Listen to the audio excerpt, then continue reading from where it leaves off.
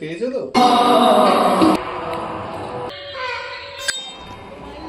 Hello friends, আমি সুমিস ব্লগের নতুন একটা ভিডিওতে তোমাদের সবাইকে অনেক ওয়েলকাম। সবাই কেমন আছো? আশা করছি সবাই খুব ভালো আছো। তোমাদের ভালোবাসা ও আশীর্বাদে আমরা খুব ভালো আছি। আজ যে ব্লগটা তোমাদের সাথে আমি শেয়ার করছি, এই ব্লগটা আমার ডিসেম্বরের 30 তারিখের, আমার গলুর জন্মদিনের দিন।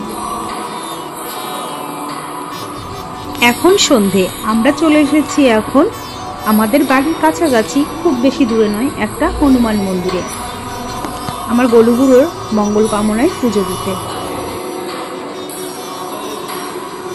এখানে এসে দেখলাম হনুমানজির সাথে সাথে এখানে আছেন মহাদেব, রাম, সীতা, লক্ষ্মণ, তার সাথে আছে রাধাকৃষ্ণ।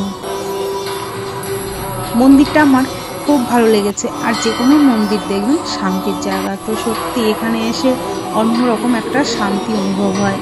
তো মন্দিরের ভেতরটাও খুব সুন্দর, আর অনেকটা জায়গা নিয়ে মন্দিরের ভেতরটা, আর বাইরেটাও সেম তাই। তো এখন তোমাদের বাইরের ভেতরটা আমি দেখিয়ে দিচ্ছি, পরে তোমাদের বাইরেটা দেখিয়ে দেব। খুব সুন্দর একটা পরিবেশ, এখানে যে কোনো মানুষ আসলে তার মনটা একবারেই ভালো হয়ে যাবে। যে কোনো মন্দিরে গেলে আমাদের মনটা সত্যি ভীষণ ভালো হয়ে যায়। দুঃখ কষ্ট বা সাংসারিক চিন্তা কোনো কিছুই আমাদের থাকে না। আমাদের পুজো দেওয়া কমপ্লিট হয়ে গেছে। এখন গলু বুড়ো আর আমি চলে এসেছি এখানে টিকা নিতে, আর ঠাকুরের চরণমিত্র আর প্রসাদ নিতে। তো গলু বুড়ো কেমনভাবে দেখছে আমাকে তোমরা দেখো।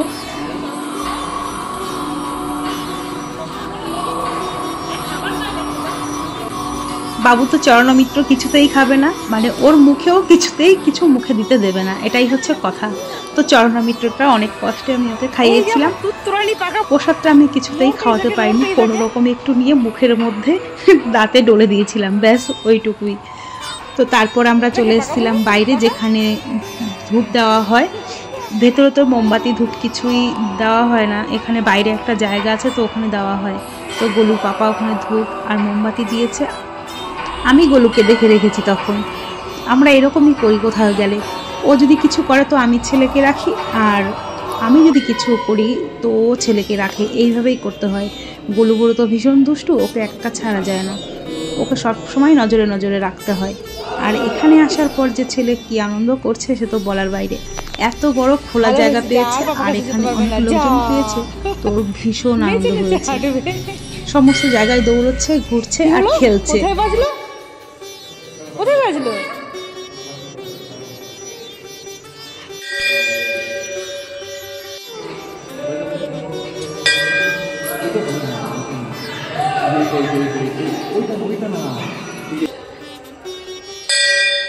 এই ওর জন্যই আমাদের এখানে আসা, আর ও কত আনন্দ করেছে, এখানে এসে ভীষণ আনন্দ করেছে। এখানে দৌড়চ্ছে, সেখানে দৌড়চ্ছে, তো ওর আনন্দ দেখেই আমাদের মনটা কি বলবো একবারে আনন্দে ভরে গেছে। আর এখানে এসে তো একটা দাদাকে পেয়েছিল, সেই দাদাটার সঙ্গে সমানে খেলেছে যতক্ষণ। শেষে তো কিছুতেই বাড়িতে যাবে না। এই দাদাটা যখন বেরোলো তখন ও বেরোবে, তার আগে ও বেরোবে না।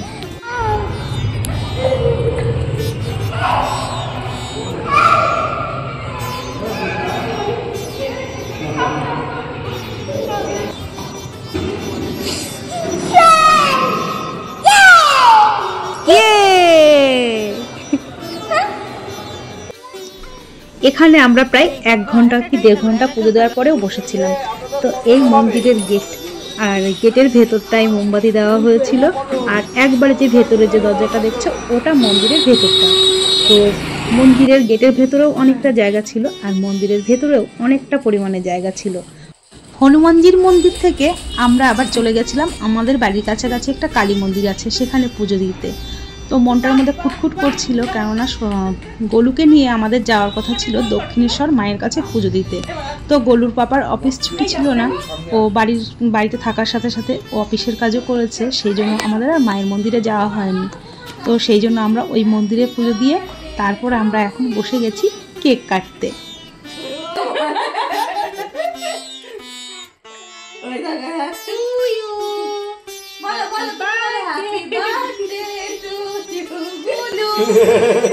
তোলো তোলো তোলো হ্যাপি বার্থডে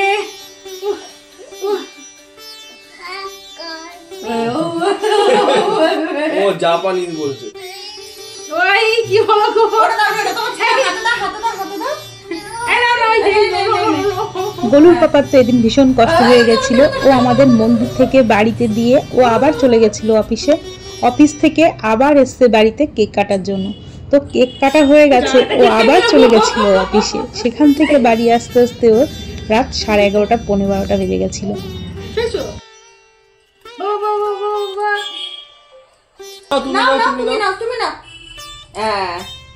এই তো কত সুন্দর ফটোটা উঠেছে না এই ঘুরিয়ে দাও যদি উল্টে পড়ে যায় এ ও চিকা চিকা চিকা চিকা চিকা খা খা খা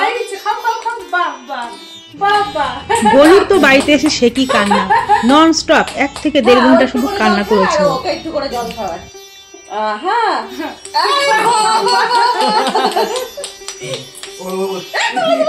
কান্নার একটাই কারণ বাবুর কেকটা চাই যেই ওর কেকটা চোখে পড়েছে ও তো বোঝে নাই যে কিসের জন্য কেক আনা হয়েছে বা কিছু বা ওটা কি জিনিস ও কেকটা নেবে আর চটকাবে তো সেটা পারেনি বলে সে তো কি কান্না করে উঠবে না সমানে কেঁদেছে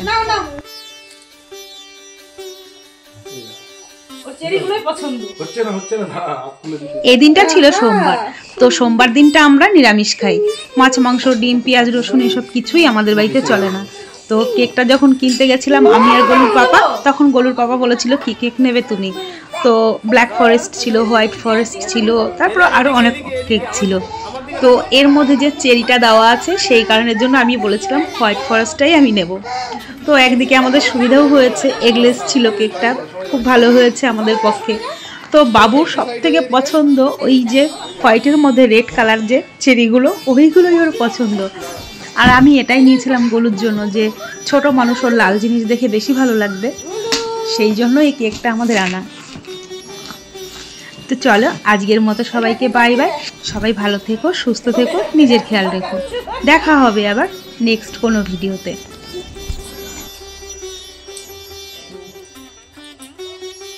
কালোটা ভালো